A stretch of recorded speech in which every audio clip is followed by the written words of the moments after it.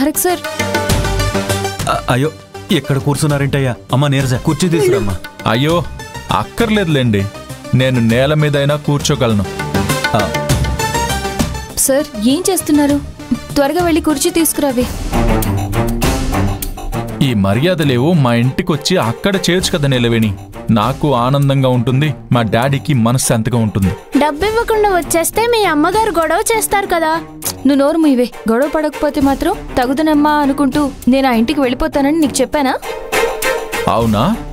అయితే సరే. ఏంటి సరే?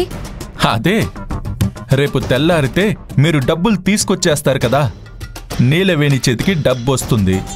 అప్పుడు నీలవేణిని తీసుకొని నేను ఆ ఇంటికి వెళ్తాను. అదేంటి సార్, మీరు రాత్రంతా ఇక్కడే ఉంటారా? దోమలతో పరిచయాలు పెంచుకుంటూ, చీకటితో మాట్లాడుతూ, అప్పుడప్పుడు చందమామని పలకరిస్తూ ఎలాగోలా ఈ రాత్రికి ఇక్కడే కాలక్షేపం చేస్తాను. తెల్లారాక డబ్బు వస్తుంది కదా, హ్యాపీగా ఇంటికి వెళ్ళొచ్చు. ఇక్కడ ఎలా ఉంటారు సార్? లోపలికైనా రండి. నేను అడగగానే నువ్వు మా ఇంటికి వస్తున్నావా? అది కాదయ్యా, మీరిక్కడి దాకా వచ్చి ఇలా ఇంటి బయట ఉండడం ఏమీ బాగోలేదు. అయితే నీలవేణికి నచ్చ చెప్పి నాతో పాటు పంపించేసేయండి. ఇద్దరం వెళ్ళి మా ఇంట్లో హాయిగా ఉంటాం. నేను పిలుస్తున్నా, నీలవేణి రావడం లేదంటే నాకేం బాధలేదు. ఇప్పటికిప్పుడు డబ్బులు ఎలా అడ్జస్ట్ అవుతాయి? మీరు ఇలా బెట్టు చేస్తే ఎలా సార్? నేనేం స్ట్రైక్ చేయట్లేదు. You feel free. నీకు అమౌంట్ అడ్జస్ట్ అవ్వగానే రిలాక్స్గా ఇంటికి వెళ్దాం. అంతవరకు ఎవరి పనులు వాళ్ళు చూసుకోండి, ఓకే?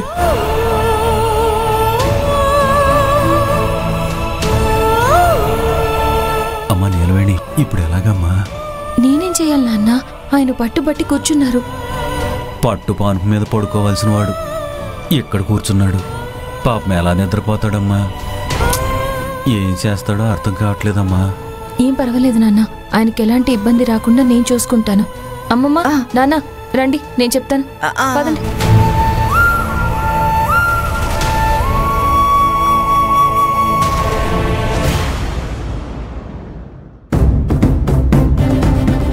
నువ్వు రమ్మన్నప్పుడు రాకపోతే నేనిక్కడే ధర్నా చేస్తానని నీకు తెలుసు కదా నీలవేణి. 6 100 అయినా, 100 120 అయినా, ఈస్ట్ వెస్ట్ అయినా, వెస్ట్ ఈస్ట్ అయినా, రిచ్ పూర్ అయినా, పూర్ రిచ్ అయినా, నువ్వు వచ్చేదాకా ఇక్కడి నుంచి కదలను. నువ్వు మా ఇంట్లో అడుగు పెట్టాల్సిందే. మా నాన్న కళ్ళ నిండా సంతోషాన్ని నింపాల్సిందే నీలవేణి. మెడలో తాళైతే కట్టాను కానీ కలిసి 7 అడుగులు నడవలేదు కదా. ఇప్పుడు మా ఇంటి దాకా కలిసి నడుద్దాం అంటున్నాను. రా నీలవేణి, నా మాట వినవేంటి నీలవేణి? సరే, నేను కూడా నీ మాట వినను, ఇక్కడే పడుకుంటాను. ఓ మై మూన్, నువ్వు నాకు తోడుగా ఉన్నావు. ఈ చీకటి నన్ను నిద్రపుచ్చుతుంది. ఇదిగోండి దోమల దండు. మీకు నాతో పరిచయం తక్కువ, నా లాంగ్వేజ్ అర్థం కాకపోవచ్చు, నా బాడీ లాంగ్వేజ్ అర్థం చేసుకోండి. తాళి కట్టిన భార్య నా బాధ అర్థం చేసుకోవట్లేదు. డియర్ దోమలకి మాత్రం ఏం అర్థం అవుతుంది? అయినా సరే, తను రాకుండా నేనిక్కడి నుంచి కదిలేదే లేదు.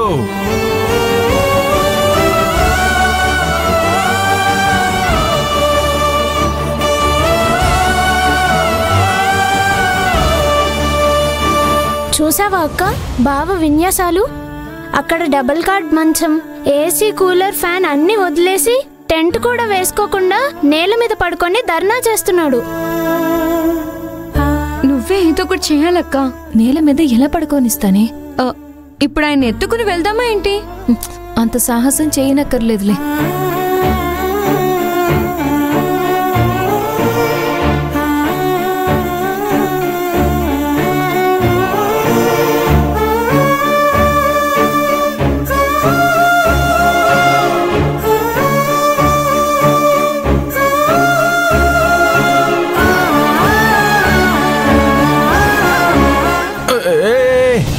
ఏంటిదంతా ఆ? మరేం చేయమంటారు సార్? మీరు ఇంట్లోకి రమ్మంటే రావట్లేదు. అక్కడ కనీసం ఫ్యాన్ అయినా ఉంటుంది. నువ్వు రానప్పుడు నేను మాత్రం ఎందుకు వస్తాను? నేను రాను. పొద్దున్న లోపు నాకేమైనా పర్లేదు. నువ్వు వస్తే ఇంటికి తీసుకెళ్తా, లేదంటే ఇక్కడే తిష్ట వేసి కూర్చుంటా. ఇదే ఫైనల్. చాలా మొండివారు అనుకుంటా. ఇప్పుడేం చేస్తావక్క? ఏంటి, నన్ను బలవంతంగా ఇంట్లోకి తీసుకువెళ్ళిపోదామని చూస్తున్నారా? మీరేం చేసినా నేను ఇంట్లోపలికి రాను. తెల్లారేదాకా ఇలాగే ఇక్కడే నిద్రపోతాను. నేను నేల మీద పడుకోకూడదనేసి దుప్పటేసావు కదా, మరి నేను బాధపడుతున్నందుకు ఇంటికి రావచ్చు కదా నిలవేణి. నాకంటే నీకు ఆత్మాభిమానం ఎక్కువైందా? మీరిక్కడే ఉన్నా మీకే లోటు లేకుండా చూసుకునే బాధ్యత నా మీద ఉంది సార్.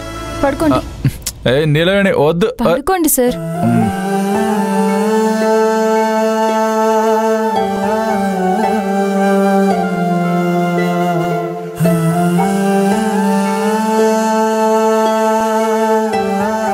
ఇప్పుడు ఆ చీరనేం చేస్తున్నావు? తడిచిన చీరతో కప్పేస్తే బావ తెల్లారేసరికి ఐస్ ముద్దలాగా అయిపోతాడు. అప్పుడు ప్రాణం ఉంటుందా? ఏంటి ఆ మాటలు? నేను ప్రాణాలతో ఉండగా ఆయన ప్రాణానికి హాని జరగనిస్తానా?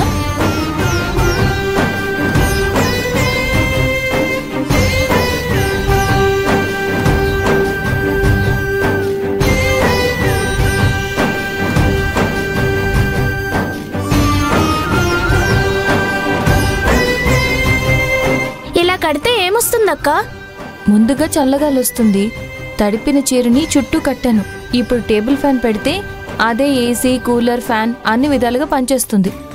వావ్, ట్రిక్ అదిరిపోయిందక్క. వెంటిలేషన్ ఓకే, మరి దోమల కాన్వర్సేషన్? అదే, అవి చెవిలోకి దూరి గుయ్యమని సౌండ్ చేస్తాయి కదా, అప్పుడేం చేస్తారు మీ సారు? దానికి కూడా ఒక ట్రిక్ ఉంది.